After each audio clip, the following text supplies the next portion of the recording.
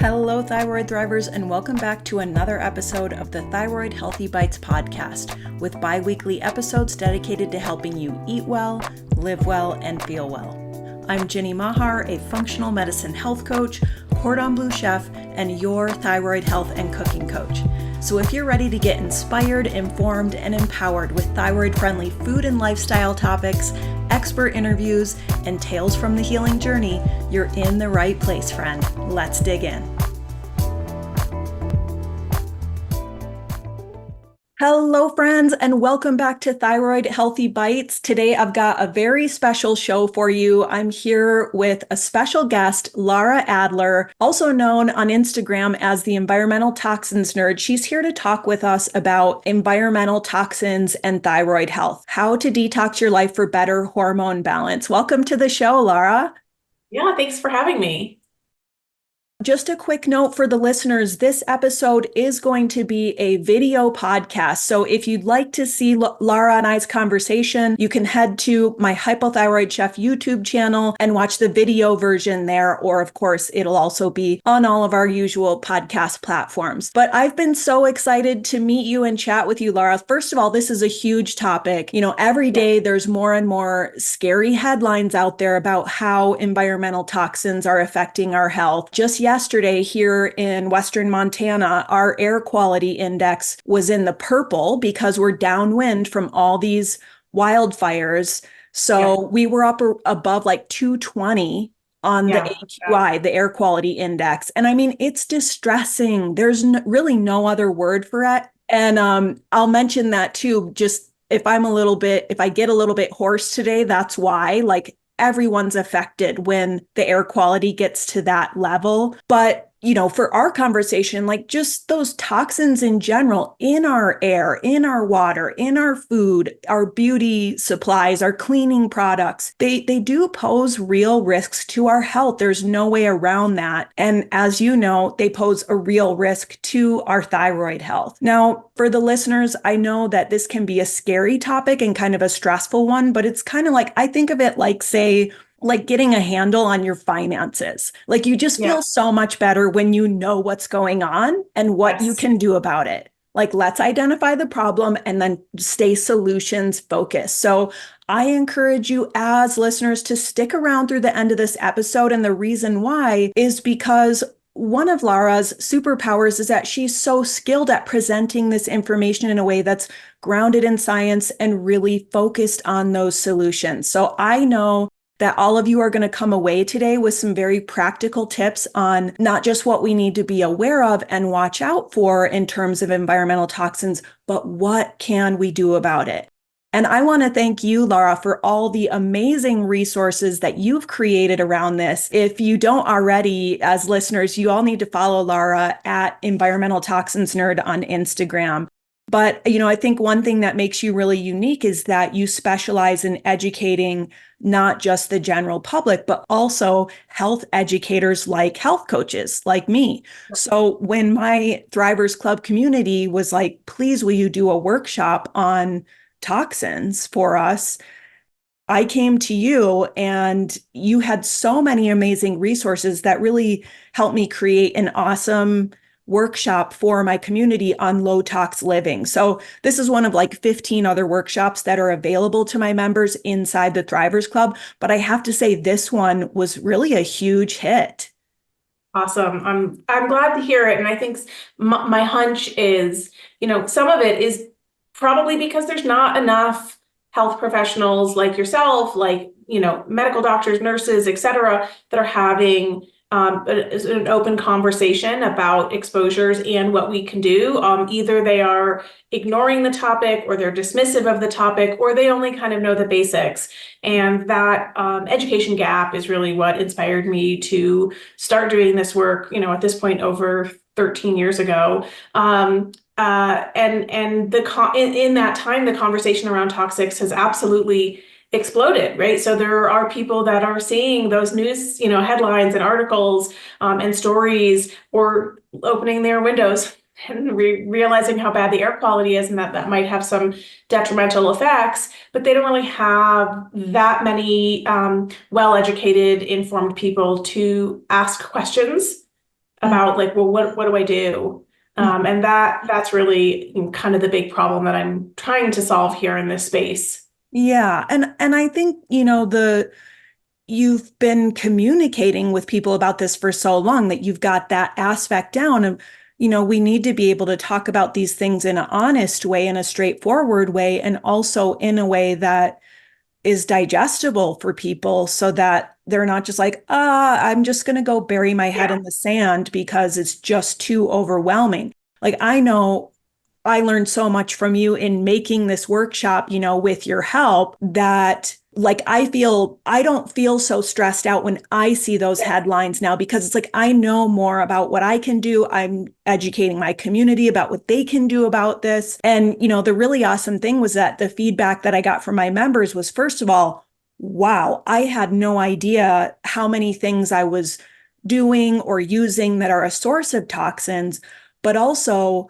I'm so glad now to have a place to start from with this Yeah. and lots of appreciation for how, I'm delivering the message like from what I learned through you, right? So, Yeah. Yeah. but you emphasize that of like, look, you don't have to do this all at once. And Yeah. maybe that would be a good note to kind of for us to make like at the beginning of this conversation today that yes, there are a lot of sources of environmental toxins and no, you don't have to like go turn your life upside down and fix all of them tomorrow in order to address this and in order to, be proactive with taking care of your health. Yeah, I mean, absolutely. I think that unfortunately part of the panic that people have, or the anxiety or the overwhelm, comes from the way that the information is often presented and online, because sensationalism sells. That's the currency of social media, of getting clicks. That a lot of people tend to overstate or overhype the risk, or they position it in this sort of doomsday language, like this is going to give you cancer and don't do that and never do this. And I've learned over the sort of decade plus that I've been doing this to not use always never language, because everybody has different access, everybody has different resources to make changes, different time, different bandwidth, and we can't sort of prescribe a black and white mentality in approaching this conversation. It just adds to the anxiety, and I just don't think that that's helpful. And so I think a lot of the anxiety is rooted in really poor communication about this topic, where it's very sensationalized and fear mongering. And so, to kind of slide into the conversation with that in mind, I always like to tell people it's not any single exposure to something in our food or our water or our household cleaners or our home environment that is going to be a problem. Our bodies can absolutely handle that without question. The problem comes when we have sustained exposure, even to very low levels of chemicals, and that's particularly true when we're talking about anything that's hormone related, over time, over our lifetimes. And that is where we see the problem. And so it's not the individual exposures of, being stuck in an elevator with somebody who has a perfume on right after you learned about how perfume contains harmful chemicals or what have you. Nobody needs to panic at that. It might be uncomfortable. And there's always exceptions to every rule. So there are going to be certain percentage of the population that have like a multiple chemical sensitivity, that are extremely sensitive. And for those people, yeah, those small exposures can matter in ways that, eclipse what everybody else experiences. So there's always exceptions. But on the whole, it's not any individual exposure that is a problem. And so if we kind of go into the conversation with that in mind, it kind of helps temper some of the anxiety that can come up when we encounter something after we've learned, like, oh no, there's an exposure in there.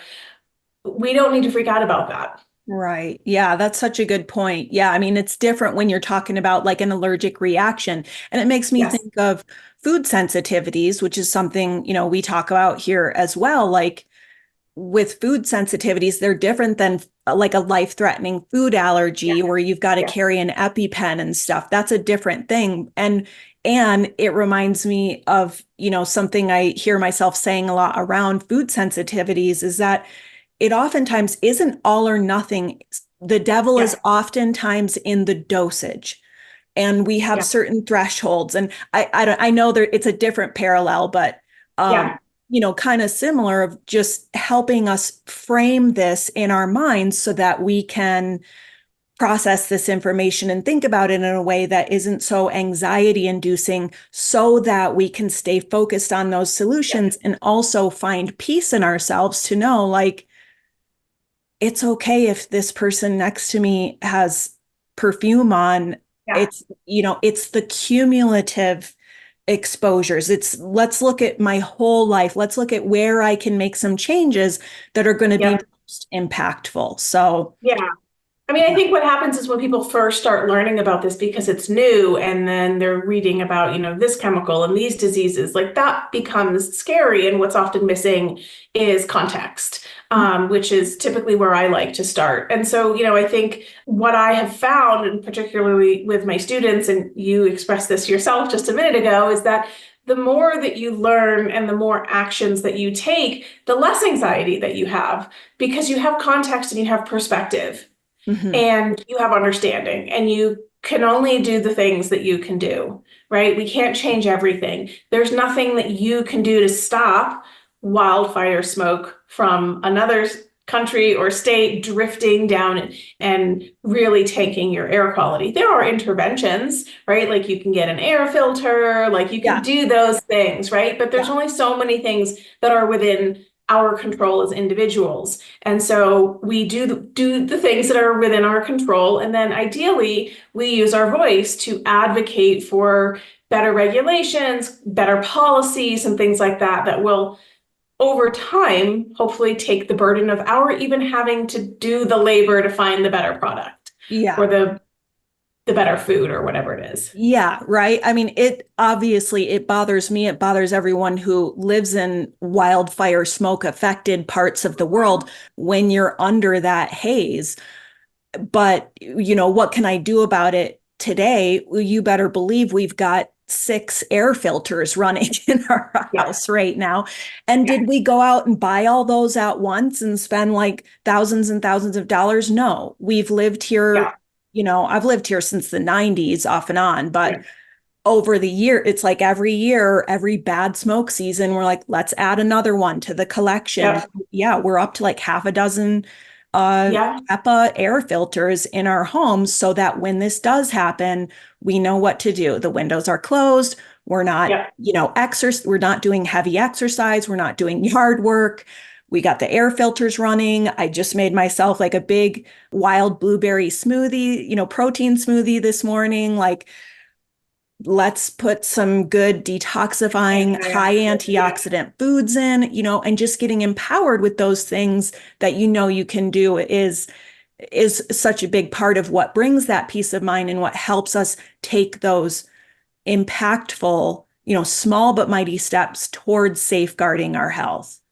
Yep, absolutely. Yeah. So, I was thinking for, today's conversation, we love to talk about food here, but I haven't done an episode really yet on environmental toxins. So I was kind of hoping that we could, focus on how environmental toxins play a role in our thyroid health, maybe start there and then get into, okay, like what can we do in terms of food and lifestyle changes to take action. Does that sound like a Yeah, plan? that sounds great. I think, to start to just kind of help bring everybody onto the same page, what we're talking about in the conversation of environmental toxin or environmental chemical, environmental exposures, are chemicals that we encounter in our environment, whether that doesn't necessarily just mean things like wildfire smoke or oil spills or pollution, environmental pollution, which is what a lot of people will think of, these sort of external exposure sources.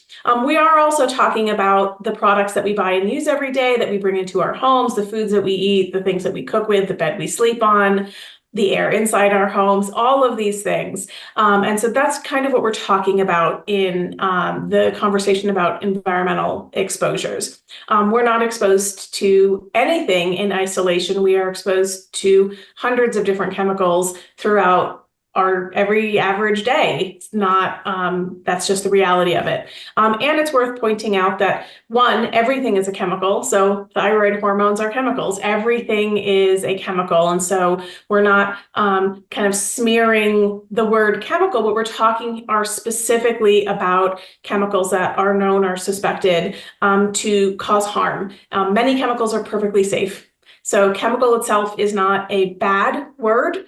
We're looking at chemicals that have harm. So I think the distinction there is important because there's always folks who come in with the sort of objecting to the entire conversation by saying like, well, everything is a chemical and dihydrogen monoxide is toxic if you have too much, and dihydrogen monoxide is just water, right? And so they're kind of trying to pick apart the legitimacy of the conversation. But the reality is we've been learning about environmental toxicity for well over 100 years. We have decades of research, tens of thousands, if not hundreds of thousands of studies across all different disciplines looking at toxic exposures and how they affect us. And one of the sort of largest bodies of evidence is on this specific class of chemicals called endocrine disrupting chemicals or hormone disrupting chemicals. And these are the ones that they're so pervasive. We all have exposures to some of these chemicals,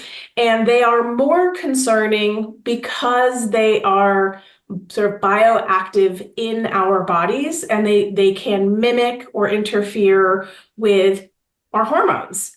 And the common sort of conversation around toxic chemicals is often that the dose makes the poison, right? That in order for an exposure to be harmful, we have to be exposed to a lot of it. And a little bit, no big deal. And this is sort of the fundamental sort of dogma. The journal Nature actually wrote an article about this a long time ago. They referred to this as a dogma. That everything adheres to this framework of the dose makes the poison. That means higher exposure is worse and a lower exposure is not that bad. And that is absolutely true for some things. Radiation, high exposure, deadly. Low exposure, not a problem. Our bodies can handle it. The tables turn when we're looking at chemicals that interfere with hormones specifically.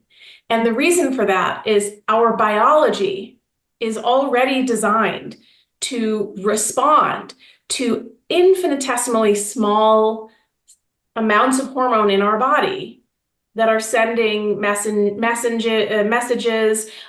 their communication messengers or hormones that will trigger some action in the body that's either positive or negative or what have you. But our bodies are already designed with these like hypersensitive sensors or receptors. So it's a incredibly delicate system, and because it's already hardwired to respond to incredibly low levels of natural hormones, when we have incredibly low levels of synthetic hormones or hormones that are chemicals that act as hormones that can masquerade as hormones, that's where we have the problem. And that is where the sort of framework of higher dose exposure is worse than a lower dose falls apart.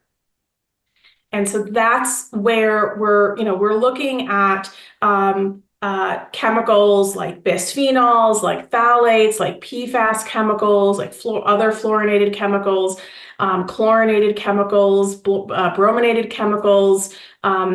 There's about 1,000 chemicals that have been identified as being endocrine disrupting. And this is where, we see these chemicals and they can affect multiple hormonal endpoints. So it's not just like estrogen and testosterone, it's thyroid hormone, it's leptin, it's ghrelin. These are the hormones that control hunger and satiety. Could be melatonin, hormone that helps us with sleeping. So there's dozens of different hormonal endpoints that can be affected by exposure to these endocrine disrupting chemicals. And they are one of the biggest concerns, in my opinion, and they are the ones that are most closely linked to the conversation around thyroid health.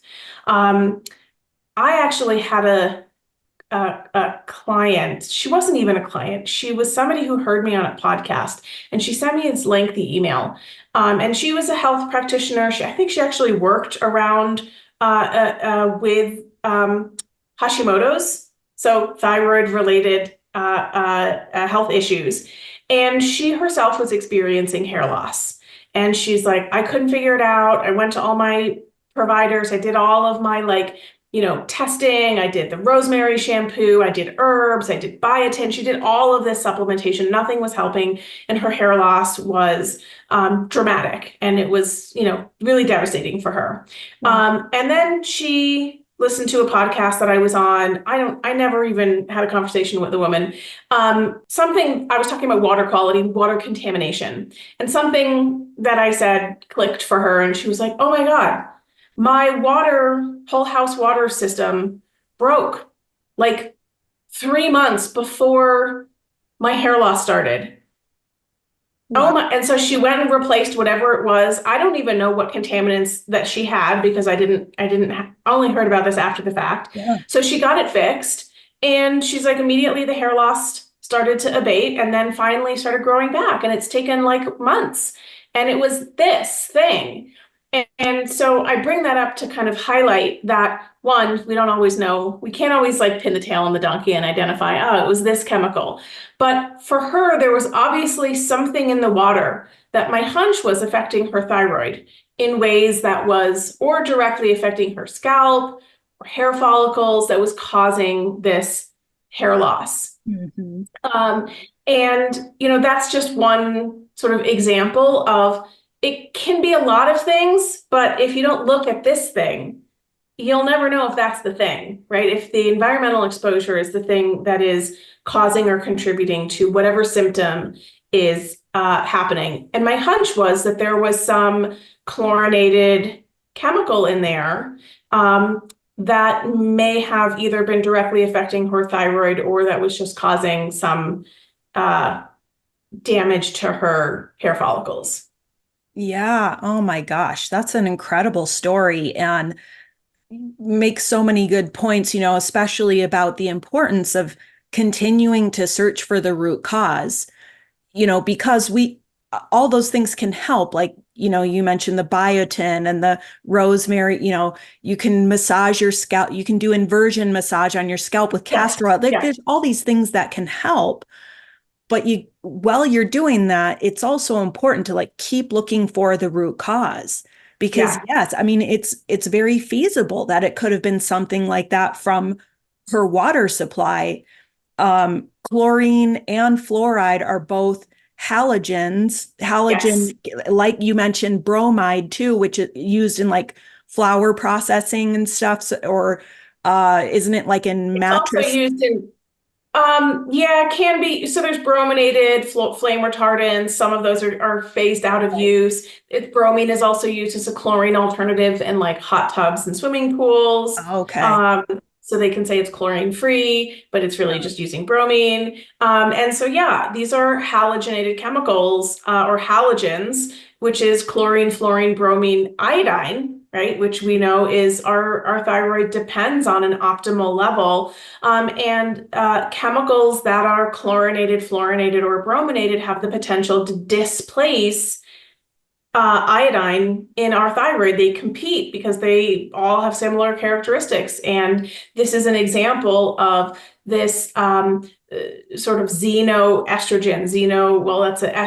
Using the term estrogen here, but these are not estrogens. So the term xenoestrogen just means foreign estrogen. So these are just foreign molecules that our body actually can't tell the difference because molecularly they're close enough. They're close enough, right? So it's like having a house key that's not exactly perfect, but it still opens the door. Mm-hmm. That's what we're talking about here with a lot of these hormone disrupting chemicals, whether it's estrogen or a thyroid hormone or any other, testosterone, androgen, anti-androgens. There's so many different endpoints. And the thing that's challenging and frustrating is that sometimes a single chemical can have multiple endpoints, or it can lead to multiple chronic health issues from various pathways. And, it's a little bit of a choose your own adventure. We can't identify and say, oh, if you're exposed to BPA, you're going to have weight gain and you're going to have insulin resistance and you're going to have cardiovascular disease and you're going to have early onset puberty or something. Like, we can't identify that. But we can say these exposures are linked to all of these things. And in some cases, we can see the exact pathway that these chemicals can trigger these outcomes. But the endocrine disruption is both complex and straightforward. It's straightforward in that we can see that, when we have synthetic chemicals, a bisphenol, a phthalate, whatever, that shares a similar molecular structure as a natural hormone. And we can go, oh, okay, well, we can see that it's interfering with the messaging of that hormone receptor. That's it in and of itself. That's pretty direct. But then there's also all these indirect pathways. So, for example, BPA is a chemical that can activate a receptor in the body that can lead to weight gain, both increased weight in the fat cells that we have, an increased number of fat cells. It can alter our brains in ways that lead to increased insulin resistance, diabetes, cardiovascular disease. So, that's an indirect path. So it's fascinating. It's upsetting. It's not information that we love to hear, but I think it's important given the fact that we are all exposed. There's no place on the planet where people aren't experiencing environmental exposures. And at this point, we have enough good research to suggest that taking precautionary steps is prudent. A paper came out, I think it was about a year and a half ago, looking at breast cancer. And they were looking specifically at healthy women with no history of breast cancer themselves or in their family or any other type of cancer. And they were looking at their personal care product use. And personal care products often contain phthalates, which are used in fragrance mixtures. That's an endocrine disrupting chemical. They can contain parabens. That's another endocrine disrupting chemical. And so they took a sample of breast tissue from this group of women with no history of breast cancer at the start of the study, and then they had them switch their personal care products to ones that were phthalate-free, paraben-free, so these cleaner, quote-unquote cleaner personal care products. And after 28 days, they resampled their breast tissue, and they found that these markers for breast cancer went down to a normal state in 28 days. And so what that's telling us is these women with no history of breast cancer prior to the intervention actually had some markers for breast cancer. Well, that's concerning, but it's also an example of hey, this is an intervention that's really easy. And the study authors, which don't often make statements like this, said in their conclusion that this is a viable intervention strategy for breast cancer prevention. And so this is just an example of as we're doing all of this research and learning about how environmental chemicals can affect us, whether it's breast cancer or thyroid or Hashimoto's or some other type of autoimmune condition, the goal then is going, okay, well, now that I have this information and I understand that there's some degree of risk here, what can I do? How can I modulate my behavior or the purchases I buy to help me minimize those exposures? Mm-hmm. Oh my gosh, I just got goosebumps about that research. That's incredible, and just it's inspiring too to know these small changes can make a difference. Or the story with the woman who was losing her hair. How about a small but mighty step of filtering your water? Getting a good water filter that removes not just the usual suspects, but also those halogens like chlorine and fluoride that can directly impact the thyroid. Yep. I'm curious to hear from you, the thyroid. I thank you for sharing all of that. I think you gave us such great context of why this is important. I'm curious to hear your thoughts on like why this is. Dr. Isabella Wentz, who, by the way, for the listeners, she's going to be a guest on Thyroid Healthy Bites later this fall. I'm really excited about that. But she has said the thyroid is like the canary in the coal mine. It is Yeah. sensitive to toxins. And women in particular are more prone to thyroid issues. They say we're 5 to 8 times more likely to develop a thyroid issue in our lifetimes. And I'm curious, like, why do you think we're so much more impacted as women by thyroid issues? Like, are we more susceptible to toxins? And if so, why?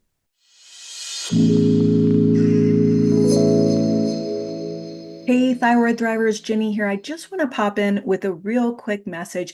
If you're listening to today's show and thinking, I want to get started with this, I want to feel better, I need support, and that is my missing piece, I've got good news for you. I have created the group health coaching membership for Thyroid Thrivers just like you. It's called the Thrivers Club, and you can learn more about it at hypothyroidchef.com/membership. When you become a Thrivers Club member, you get access to me, your personal on-demand health and cooking coach, a full recipe library of thyroid-friendly recipes, including gluten-free, dairy-free, paleo, and AIP recipes. You get access to an amazing, positive, healing-focused community of other thyroid thrivers who get it and who know what it's like to face the unique challenges that we face. You also get access to loads of expert resources created not just by me, but by other thyroid experts, doctors, nutritionists, all kinds of brilliant minds in the thyroid space. And one of the best parts about the Thrivers Club, and really where the results happen for people, is that you get access as a member to our monthly wellness challenges. And those wellness challenges just provide extra inspiration and motivation to make those small but mighty steps that get us where we want to be on our healing journey. Let's find out what happens when you have that support that you need. I'd love to welcome you to the Thrivers Club. If you'd like to learn more, you can go to hypothyroidchef.com/membership. So check out the Thrivers Club today. Okay, back to the show.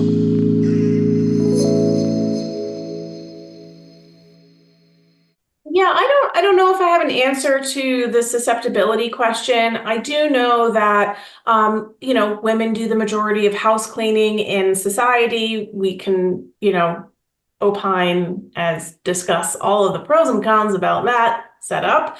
But that's just the data, right? The data is that it's predominantly women who are doing house cleaning. What that means is it's predominantly women who are exposed to the chemicals that are used in household cleaners, which include endocrine disrupting chemicals. Women use more personal care and beauty products than men. And those products, whether it's hair dye or nail polish or perfume or makeup or all of the above, all contain hormone disrupting chemicals. So that might help. That might be just enough to tip the scale. I don't know if there's data to support that, but that's sort of my theory is that, all groups of people have disproportionate exposures. We can look at, automobile mechanics. They have disproportionate exposures. People who work in offices have disproportionate exposures to different chemicals.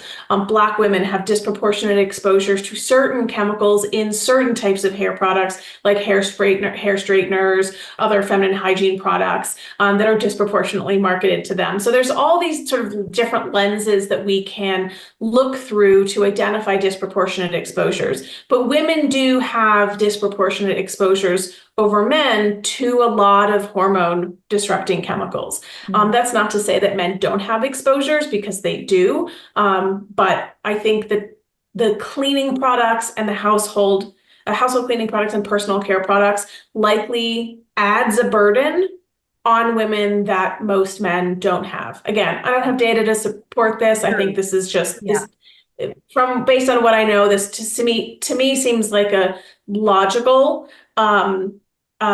conclusion. I don't know if there's any sensitivity difference.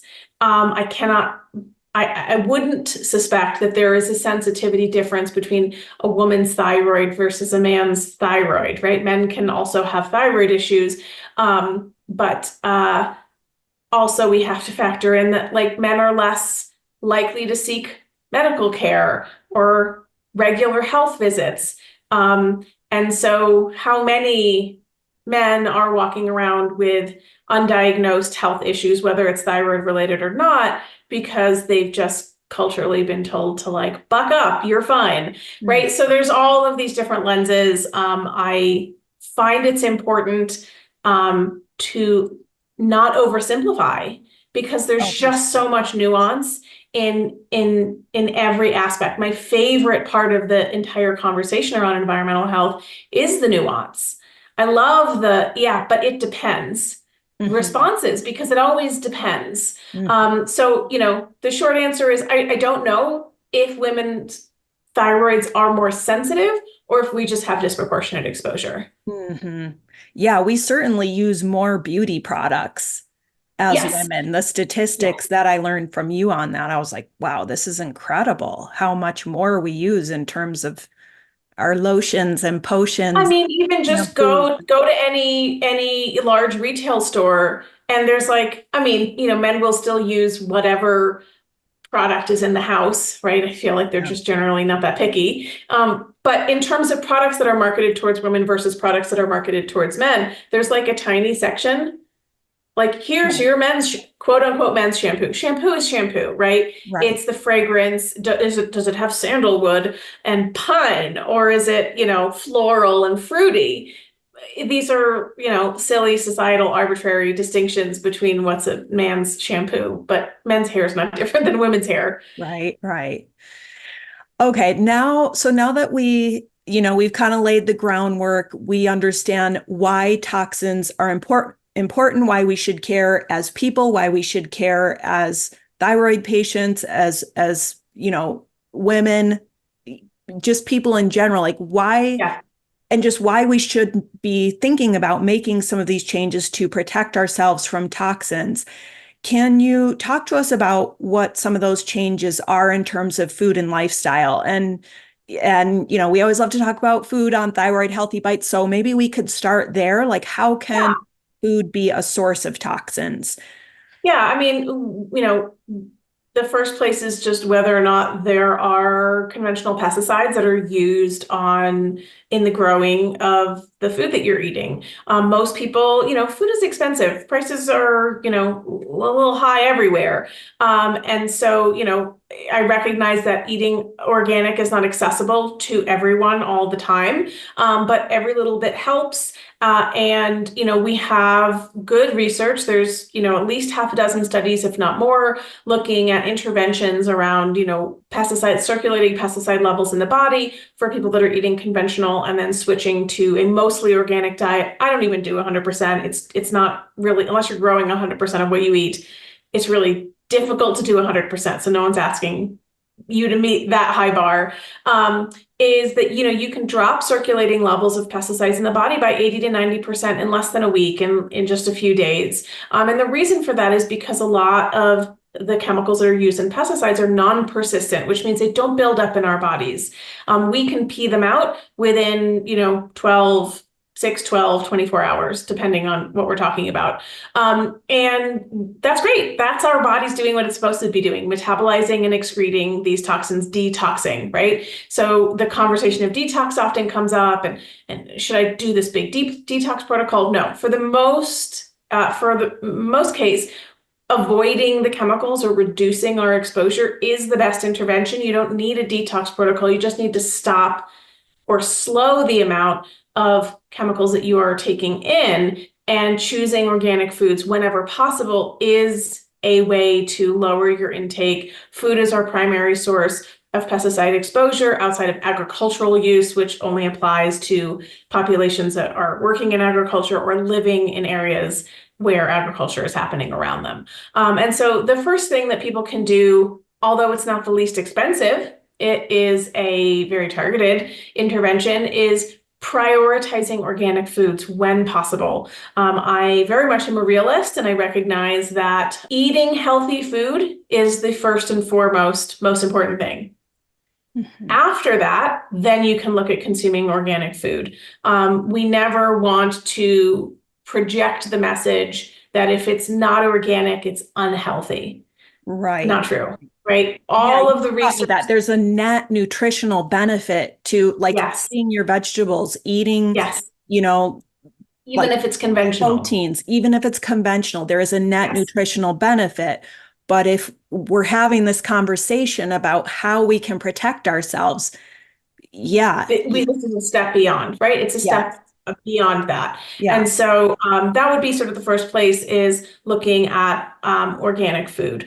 The second thing that we can look at when we're looking in the kitchen, specifically around food, is looking at, say, for example, canned foods. So canned foods, they're a staple. I get it. I have some canned foods in my pantry. This is not a all or nothing type of conversation. But in general, canned foods are the interior lining of the inside of the can is lined with a bisphenol compound. Sometimes it's BPA. A lot of companies have moved away from BPA specifically because it's gotten a lot of bad press, because it's a well-researched endocrine disrupting chemical. It's one of the most researched endocrine disrupting chemicals.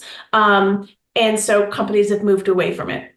They have often just moved towards what are called sister chemicals, or replacement chemicals, or regrettable substitutions, as they're often called. So BPS or BPF, which molecularly are almost identical. They are just as bad, if not worse, in terms of their endocrine disrupting effects than the chemical that they were seeking to replace, which is why generally, if we can minimize the amount of canned foods that we're consuming, we can then lower the intake of some of those bisphenol chemicals. And food is our primary source of exposure to bisphenols. It's not just in canned foods, it's also in plastic containers and food packaging in some instances. And so if we can kind of dial down the amount of canned foods that we use, we can do frozen, we can do dried. So if we're talking about beans, dried beans, canned tomatoes, because they're acidic, and acidity can increase the leaching of bisphenol compounds from the lining of the can. Those would be ones where, if you can find them in glass, get them in glass. Right? These are small changes that people can make. They also make them in Tetra Pak boxes. Those are not perfect. Those also have the potential to leach some endocrine disrupting compounds. But if I were to stack these on a scale of which is worse, canned foods would go above the Tetra Paks. Okay. So the Tetra Pak is like the juice box style packaging that's shelf stable. The BPA-free can, it sounds like, isn't going to make a difference. You said it may or may not, right? Yeah, because we don't really know. We don't really know. It depends. Eden Organics as a brand, they actually phased out bisphenol compounds in the 90s, long before it was sort of popularized as a BPA-free trend, because they recognized that early on that there was already some research into these chemicals. And so they use a oleoresin, a vegetable oil resin lining on their canned beans, but that lining is not FDA approved for canned tomatoes or other acidic foods, because it's not as strong, and it's just not approved. So, this is the devil's in the details. So for beans, I try to go for Eden Organics. And then for everything else, I try to aim for jars whenever possible. But, it's like, Whole Foods, which, it's the whole paycheck. It's so expensive to shop there, but I do, because that's an important thing for me. They stopped selling Eden Organics and they replaced it with their 365 Whole Food brand canned beans. Well, I don't know whether or not Whole Foods cans are bisphenol free, not just BPA free, but bisphenol free. I don't know that information. I also haven't taken the time to look it up. So it's possible that they are using an oleo resin. So I just will buy my canned beans somewhere else so I can get the Eden organic ones, because at least I know those ones are better, right? They're not perfect, they're better. So we can minimize canned foods. We can also minimize plastic in the kitchen whenever possible. This is not just about, the harder plastic to minimize is food packaging, because that's just the way the food comes. Unless you can find, the ketchup in the glass versus the ketchup in the plastic, or the pickles in glass versus pickles in plastic, great. They often cost more.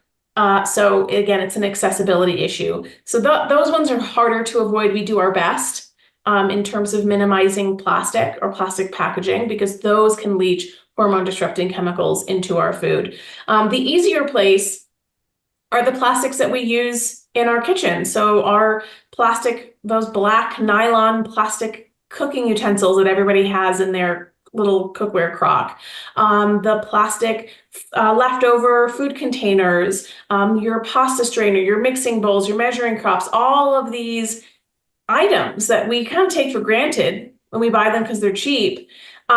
These are all potential sources of exposure to endocrine disrupting chemicals that can migrate out as we are utilizing and interacting with these materials.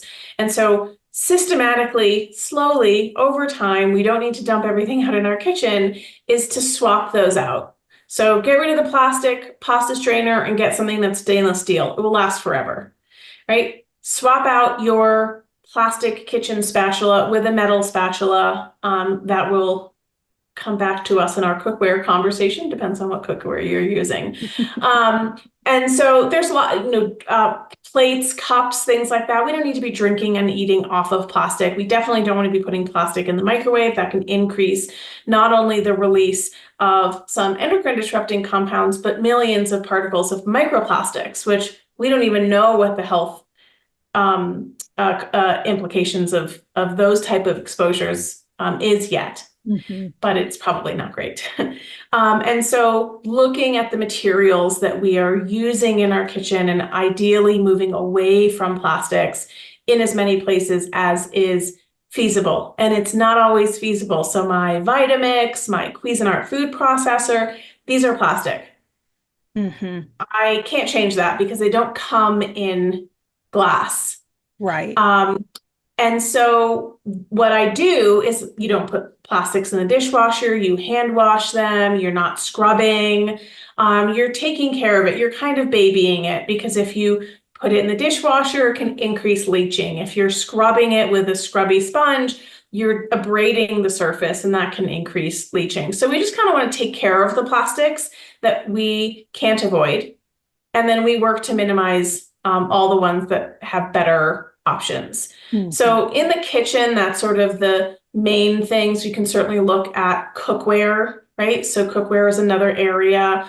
In the 1940s and 50s, when Teflon or these PTFE based perfluorinated nonstick cookware pans came out, the marketing angle was like, oh, you don't have to soak your dishes. It's really clean, fast cleanup. It's fast and easy, no effort. And then we rolled into like the low fat trend. And then it was like, oh, wow, you don't need a lot of fat to cook on these pans because they're nonstick.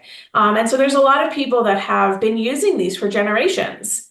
And they're just used to cooking on them. And the biggest challenge is learning to cook on non-PFAS cookware. That's definitely a challenge. But these PFAS non-stick based cookware, the F in PFAS stands for fluorinated. It's per and polyfluorinated alkyl substances. And the F is an indication, we were talking about it earlier, fluorine, chlorine, and bromine. And so there is a lot of evidence that PFAS chemicals can directly impact thyroid health, likely because of the fluorine component in that chemical structure. And so these are certainly chemicals that we want to minimize. Now, our cookware is not our primary exposure to PFAS chemicals. PFAS chemicals are literally everywhere. They can be in our carpets, they're in the air that we breathe, they're in hundreds of our products that we use every single day, they're in our cars, they're in our raincoats, our outdoor gear, they can be in our food, they can be in food packaging, like they're just everywhere. And that's a problem, right? We're going to be dealing with this for generations, unfortunately. And so my position is like, well, let's avoid what's avoidable. Like, yes, it might be a drop in the bucket, but I'm still going to do it because not only might that benefit me a little bit, it is still also sending a message to manufacturers that like, we don't want PFAS coatings on our cookware. We know it's unsafe. I don't want to encourage the continued manufacturing of these compounds. So I'm going to spend my money elsewhere and use other things. So this is sort of this hybrid between taking a personal action for ourselves, but also that action is sending a message that is very clear. My father's actually been in the cookware industry for 30 years, and I have, was his personal secretary when I was in high school and middle school. I know a lot about the cookware industry, and I can say very clearly and with full confidence that the entire cookware industry is really kind of shaking in its boots over all of the proposed PFAS regulations and looking towards alternatives. And that is happening because consumers are realizing, right? I don't want this anymore. This is a bad rap.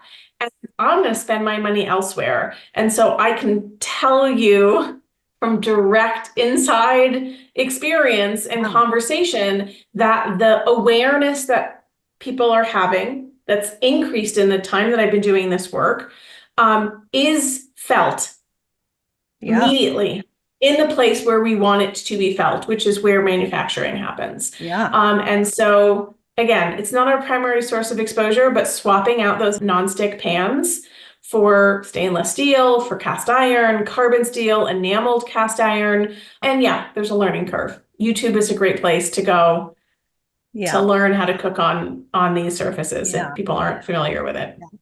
Yeah, we for sure drive the marketplace as consumers, and we vote with our dollars. And if you have, the privilege to, like we talked about organics, if you have the privilege to do that, this has been like a food value of mine since I was in college. Like, I want to support this because I want to see more of this on the planet.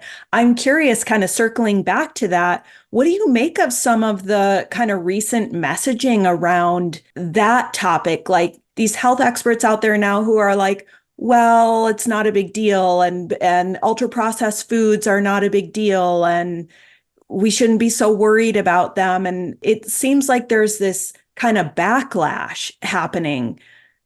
I mean, what are we supposed to do with that? It makes me feel skeptical. And then when you look at all the science, it's like, well, wait a minute. This isn't, when you look at all the science, what I feel like the more science I look at, the more I'm like you were saying, you get away from using those words like always and never, because the context is huge and there's so much we don't know.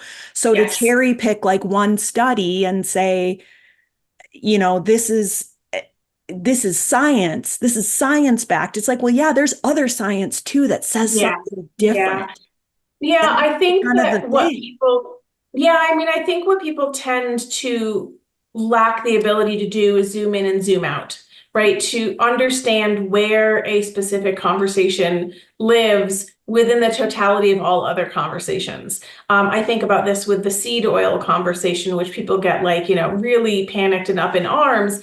And, I look at and that's not even the space that I research in. It's just something that's sort of tangential to, what I see online, and what a big conversation is on like inflammatory seed oils. And there's people that will take it to an extreme view and be like, this is what's killing everybody. It's this, it's this, it's this. And I'm like, well, that's an incredibly oversimplistic view. That's not actually it. Because if you look at large scale nutrition studies, which are inherently always flawed, there always will be, they show that like, some of those seed oils are actually not inflammatory. They're not linked or associated with, widespread inflammatory chronic illness. And it always begs the question, like, compared to what? Like, what are we comparing that to? And so it's the same thing with like organic food. Like, well, what are we comparing? Is there a benefit or is there no benefit? What are we comparing that to? Are we comparing that to a diet of the exact same food but conventional? Or are we comparing it to the standard American diet? What are we comparing it to? So the context matters. But also, I think, again, to go back to the pesticide conversation, saying it's no big deal. I think, one, we have to really look at the data. There is a lot of data. There are a lot of epidemiologists, clinical researchers, pediatricians who specializes in environmental medicine, that they're actually doing the research, and they're advocating for the consumption of organic food. And so when you have the literal experts who are doing all of this research and producing a lot of the data showing, finding these associations between, families who live in agricultural regions who have higher levels of pesticide exposure or that are consuming pesticides through their diet, and looking at associations. Now, I recognize, correlation does not equal causation, that whole conversation, but we have a glut of evidence that is highly suggestive of these outcomes. And we can see parallels in rodent studies where we can actually dose animals, ethics aside from that. And then there's the zoom out perspective where it's not just about us, this like raging individualism of me, me, me. Even if we erased all of the research on individual health effects and links to chronic disease, it doesn't negate the occupational exposures that people who are handling pesticides are getting. These are talk about disproportionate exposures. These are typically migrant farm workers, Latin American farm workers that don't have health insurance. They don't have a good quality of life. They don't have access to healthy food. All of these major societal determinant factors of health, they're lacking. And then on top of that, they have exposure to these highly toxic chemicals at levels that are much higher. We have environmental impacts where we have wildlife populations that all are being and have the potential to be or are being affected by these pesticides. So it's not just about me. Right. I would, even if there was no data, and there is, but even if there was no data suggesting individual harm from me eating conventionally grown food that has pesticides in it, I would still make the choice to buy organic because of all those other reasons. Yeah, because you're looking at that wide angle viewpoint. Right. Yeah. And again, so a lot of the backlash that we see on topics like this, I think it's because people are taking this very singular, narrow view, and they're not zooming out and looking at the context of this conversation in the greater context of our lived experience. I mean, I've had people come at me in my comments when I'm talking about nonstick cookware saying exposure from nonstick cookware is like negligible.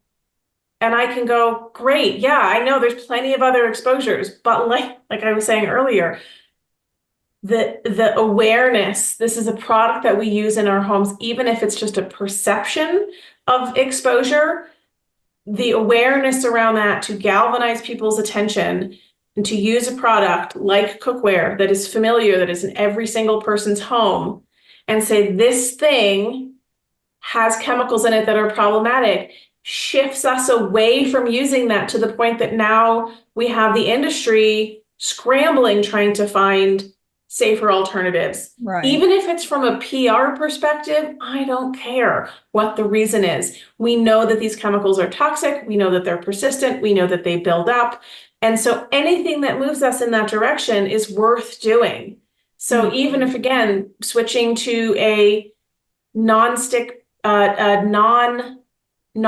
coated pan, so cast iron, carbon steel, stainless steel, etc., even if there's no negligible or minor, quote, benefit to me as an individual, it is still something that I'm going to always advocate for, because we have absolutely hundreds and hundreds and hundreds of studies showing that these chemicals cause significant harm to human health and to the environment. So I'm going to move us in that direction. And you've got, we're looking at the individual lens. There's the big picture lens, and there's also kind of that mid-range lens of maybe the one meal cooked in a nonstick pan, the impact of that may be negligible versus using only nonstick cookware at home for 30, 40, 50 years. Yeah. Or the one serving of, I don't know, conventional strawberries versus a lifetime of, just saying, I don't care about organic. I don't believe in that baloney, or, I'm just going to ignore that, even if I do have the means and the access to it. Well, this is, just that cumulative load that we're all under. And then it's not just the pan or the strawberries, it's the skincare products and the cleaning products. It's everything. Yeah. It just piles up. Yes. So and so, and this is, and have, I think we systematically start phasing things out of our lives that can kind of slowly chip away at that, right? So there's a field of research, of exposomic research, that's looking at the exposome, which is the totality of exposures, because we study chemicals in isolation, but we're not exposed to them in isolation, right? We're exposed to them as mixtures of chemicals, hundreds of different chemicals every day. And so that's really difficult to study. And then we also don't have any controls, right? So when typically if we're doing, a rodent study, we have an exposed population and an unexposed population. We don't have that. Right. Everybody has exposure. So it's very hard, and so I think a lot of the people that are kind of pushing back, whether it's on, pesticide use or whatever else, what they're asking for is definitive proof. It's always show me the proof, prove it. And my reaction to that type of, it's very like rage baity kind of comment to make, is in science, we don't have proof. Proofs are for mathematics. Literally, science, there are no proofs in science. We have evidence and the quality of evidence. And so the second somebody says, prove it or show me the proof, it tells me it's not a in good faith conversation starter, because they don't understand that that's not how science works. Science is a discipline looking for evidence or lack of evidence. It's just a information seeking discipline. And the science changes because information changes. What we learn changes over time. And so anybody that's kind of sets this incredibly high, literally unachievable bar for proof, is setting an unrealistic expectation for themselves. That they're expecting this data in the sciences to be watertight and absolute, but that's just not how science works. Yeah. And so it's what we're looking for is a weight of evidence or a preponderance of evidence, and that the evidence needs to be of good quality. And science is produced by humans, and humans are fallible. So it's an imperfect system, and we do our best. And, I think we navigate it with as much grace as we can, and we do the things that are within our accessibility range, whether that's accessible through financial resources or mental bandwidth, time resources, whatever we have, we choose which interventions we're going to make. We roughly talked about the big ones in the kitchen, other really easy things that people can do to lower their toxic exposure at home on a daily basis is like ditch the scented candles and the reed diffusers and the plugins and those home fragrances and the car fragrances, all of those things. Those fragrance mixtures often have, they often have allergens or respiratory triggers in them, but very often they're also formulated with phthalates, and phthalates are one of those very well-researched endocrine disrupting chemical classes. Phthalates aren't one chemical, they're a class of chemicals. And so those chemicals are, every time we're breathing those fragrances in, we are inhaling those chemical mixtures, the volatile organic compounds, the allergenic compounds, the phthalates. The fastest way to get something into our bloodstream outside of injection is inhalation. So air quality matters.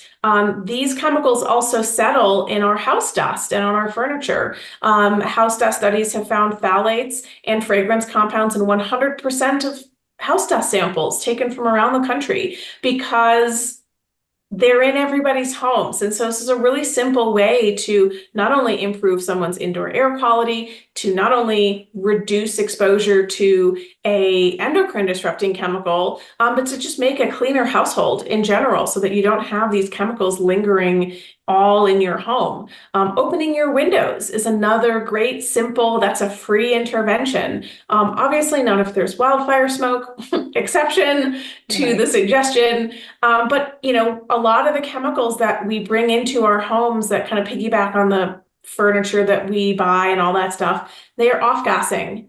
And those chemicals don't just disappear, right? Those molecules don't just evaporate, they settle in our homes. And so we want to make sure that we're giving them the opportunity to escape by opening the windows and having improved air exchange. So those are simple things that people can do. Taking off your shoes when you come in the door is another thing that can help. So there's a lot of really small interventions like that people can just kind of start folding into their daily lives. It might take a month, it might take 6 months, it might take 6 years. You do it at whatever pace feels right for you, to start slowly making changes to lower the amount of toxic exposure that you have. And I think that's the goal. Yeah. It's never to get to zero. It's just we're looking for lower. Right. Such a good point. And thank you you answered my last question was like, what's like the most high impact thing we can do in our homes? So yeah, you heard it here. Think about those home fragrance products, whether it's candles, room sprays, the plugins, all of that. Lots of helpful, practical tips today, Lara. I really appreciate you being here. Yeah, thank you so much for having me. Did you have any parting words for the listeners today?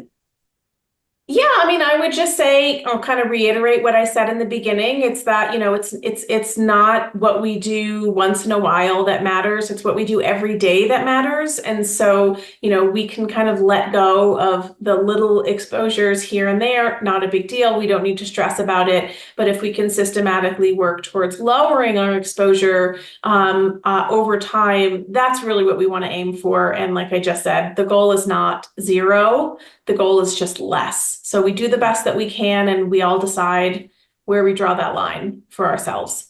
Yeah, good advice. Yeah. And small steps can take you really, really far. Yes.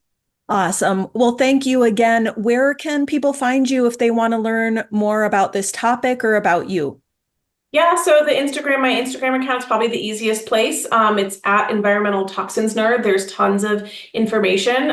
If any of your listeners are health coaches or health practitioners, nurses, MDs, NDs, and they want to learn more about this, they can go to my website, which is just my name, laraadler.com, and see the courses that I have there. But Instagram's for everyone. Awesome. I will be sure and include those links in the show notes for everyone. Thank you so much again, Lara, for being here with us today, for sharing your expertise, your wisdom, and your solutions with us. So really appreciate you being on the show. Yeah. Thanks, Jenny. Thanks so much for spending this time with me and tuning into today's episode of the Thyroid Healthy Bites podcast. If you've enjoyed today's show, please don't forget to like, subscribe, or leave a review on your podcast platform of choice. Your support makes this show possible.